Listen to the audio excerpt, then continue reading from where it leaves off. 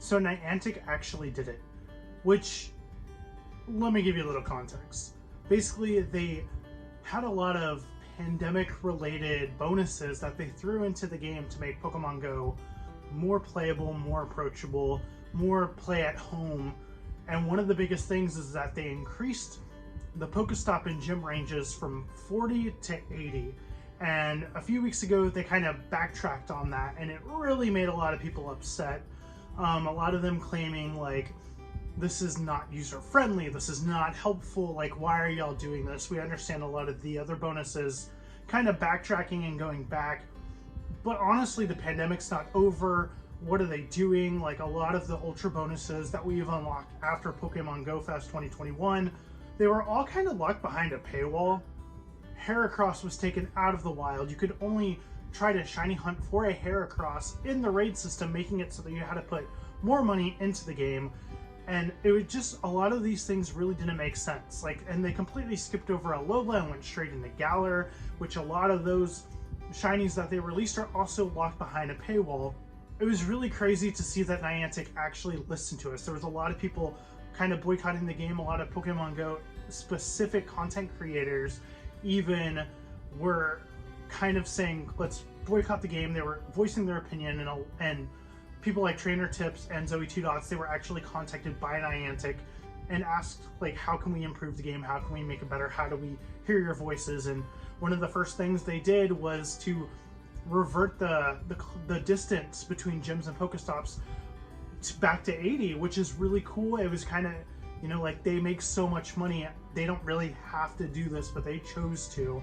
And I'm thankful they did, because I think a lot of people are getting bored with the game. They don't really know the direction of the game right now. And I know I, for one, I play every day still, but it's kind of like I miss when Gen 2 dropped and all of the Pokemon were in the wild like overnight. And now it's kind of like, we're going to be 5 here and 6 here and 10 here. And, oh, we're going to introduce this shiny. And then like, oh, we're going to make, for instance, Gibble was really hard to get, and then they did a community day. So all the people that put money into the game to raid for a Gibble just got that community day, and it was kind of like a punch in the face.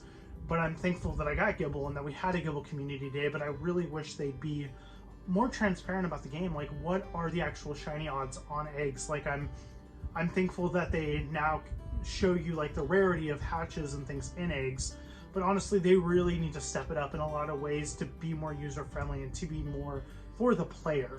And so I think this is a good first step. I know September 1st is when we're going to hear the rest of how they're going to improve the game and those kind of elements. So I'm really hoping Niantic brings it and does the Pokemon Go community right. You know, like, I feel like we've been invested. We've been in it for so long. We've bought tickets to events. We've gone to Go Fest. I actually went to Chicago to participate in Pokemon Go Fest. Like, I love this franchise and I love this game.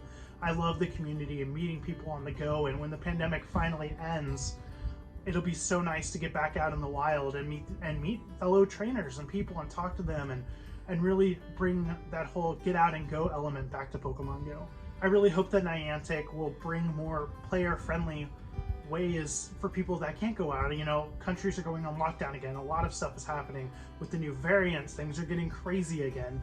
So I just really hope that on September 1st, when they drop the rest of the new announcements and how they're going to listen to us, that they actually really do a lot of things that really make people excited and happy and kind of wanting to make more content and wanting to play this game again, because it has the opportunity to remember that first summer. Like, it can change the world, it can bridge people together, and that's what Pokemon's always been about, is just trading and making friends and connections and exploring and, I don't know, like, being an escape in a lot of ways and for a lot of people. So I really hope that Niantic can do that. And I'm gonna say that I believe that they can. So I guess we'll find out here in a few weeks. So yeah, get out and go, trainers. Yeah.